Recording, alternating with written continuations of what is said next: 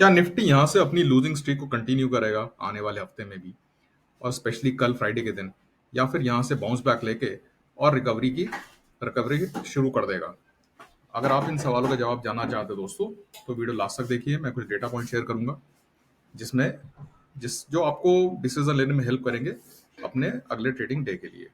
ध्यान रखिए, ये सिर्फ एजुकेशन पर्पस के लिए। आपको ट्रेड लेना है तो प्लीज अपने फाइनेंशियल एडवाइजर से जरूर जरूर सलाह लीजिएगा। तो देखिए दोस्तों, आज हमने कहा क्या था। आज हमारी बात जो हुई थी ये थी कि निफ्टी यहाँ से आज के दिन में एक लोअर ओपनिंग की हमारी एक्सपेक्टेशन थी, और उसके बाद ये भी एक्सपेक्टेड था कि और लोअर ट्रेड करेगा, पूरा दिन लो ही ट्रेड करेगा।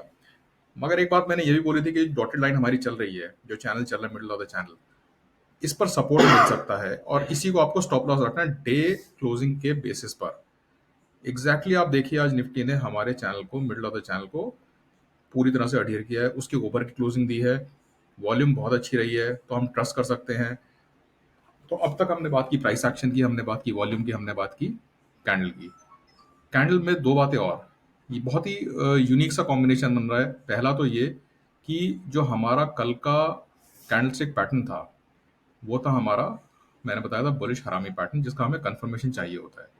कंफर्मेशन तो मिला नहीं, यानी कि बुल साइड जो है वो थोड़ा सा वीक हो गई है, पहली बात। दूसरी बात, जो आज कैंडल, इंडिपेंडेंट कैंडल की हम बात करते हैं, अगर उसको देखें हम, तो इंडिपेंडेंट कैंडल जो बनी है वो है बियरिश किकर।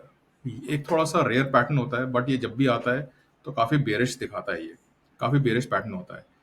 तीसरा, यूनिकली एक और पैटर्न बन रहा है, जो कि अगर आप ध्यान से देखें तो ये कैंडल थोड़ा सा एक हैमर कैंडल की तरह शो हो रही है।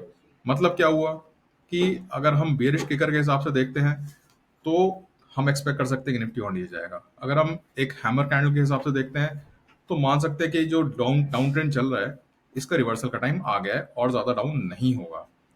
तो इस हफ्ते की शुरुआत में मैंने आपसे एक बात बोली थी, जब मैं वीकली एनालिसिस बना रहा था, और मैंने कहा था कि ये हफ्ता पूरा कंफ्यूजिंग रहेगा, डेटा पैटर्न्स मूवमेंट सब कंफ्यूजिंग रहेगा, और वो हो भी रहा है।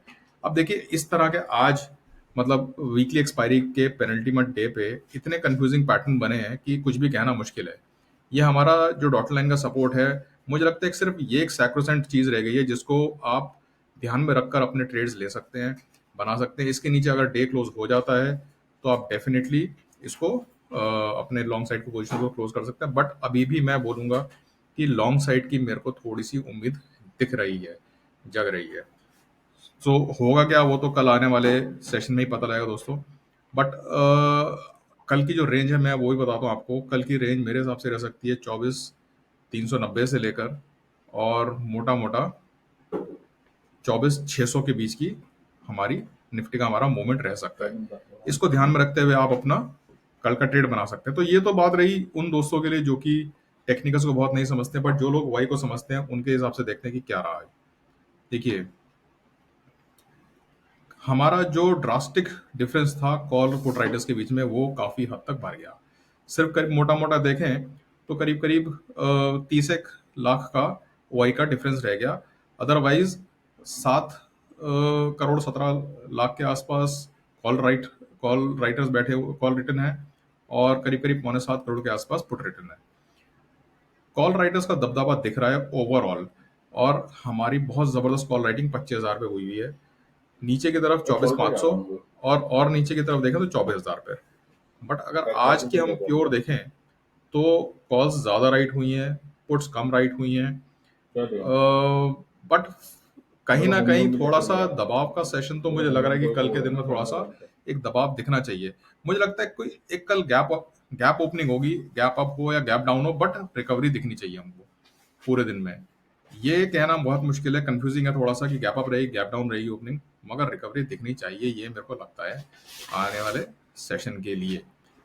अगर हम मूविंग एवरेजेस की बात करें तो देखिए, सपोर्ट रेजिस्टेंसेस बहुत जबरदस्त हैं। ऊपर की तरफ आपका 700, 24,700, 24,750, ये रेजिस्टेंस की तरह काम करेगा। मुझे, अगर हम इसके ऊपर खुलते हैं तो ये सपोर्ट की तरह काम करेगा, और फिर वहां से रिकवरी की आप एक्सपेक्टेशन कर सकते हैं। बट किसी भी सूरत हाल में अगर निफ्टी इस डॉट लाइन के नीचे की ओपनिंग देता है और रिकवरी करने के बावजूद भी अगर इस लाइन के ऊपर की क्लोजिंग नहीं आ पाती है, तो फिर आप समझ लीजिए कि आप अब शॉर्ट साइड की पोजीशन ले सकते हैं। सपोर्ट आपका रहेगा 24,470 के आसपास का। तो इन सब चीज़ों को आप ध्यान में रखते हुए दोस्तों अपना आप ट्रेड प्लान कर सकते हैं। और ओआई की अगर हम बात करते हैं तो नीचे के सपोर्ट में 24,500 बहुत ज़बरदस्त सपोर्ट है ही, ये आपने देख लिया दोस्तों। 24,500 क्रॉस करना इतना आसान नहीं रहेगा, और थोड़ा सा जो है पुट राइटर्स पुश करने की कोशिश करेंगे ऊपर, बट 24,600 24,700 सब जगह फेस आपको रेजिस्टेंस करना पड़ेगा। अगर शॉर्ट कवरिंग आती भी है तो 25,000 तो बिल्कुल सैक्रोसेंट है। 400 पॉइंट का गैप, 400 पॉइंट का मूवमेंट आजकल तो वैसे नॉर्मल हो गया, कुछ न्यूज आएगी तो मूव हो ही सकता है। तो दोस्तों ये मेरा एनालिसिस है नॉर्मल केसेस में। अब आप जो है अपनी ट्रेड को उस तरीके से प्लान कर सकते हैं इन्फॉर्मेशन को यूटिलाइज करते हुए, और कैपिटल को बचा के काम करें, सेफली काम करें। विक्स स्लाइटली कूल हुआ है आज, और पीसीआर भी स्लाइटली इंप्रूव हुआ है। तो ये सारे डेटा पॉइंट्स हैं दोस्तों जिनको ध्यान में रखते हैं और काम कर सकते हैं। आपको मेरा एनालिसिस अच्छा लगा हो तो लाइक करिए, शेयर करिए, सब्सक्राइब करिए मेरे वीडियो को। And thanks for watching my video. My name is Abhishek Mittal. अगर आप नई पोजीशन बनाने से पहले या फिर अपने पोर्टफोलियो में फंसे हुए स्टॉक्स का मुझसे इसी तरह का एनालिसिस कराना चाहते हैं और सीखना भी चाहते हैं, तो मुझे आज ही व्हाट्सएप करिए।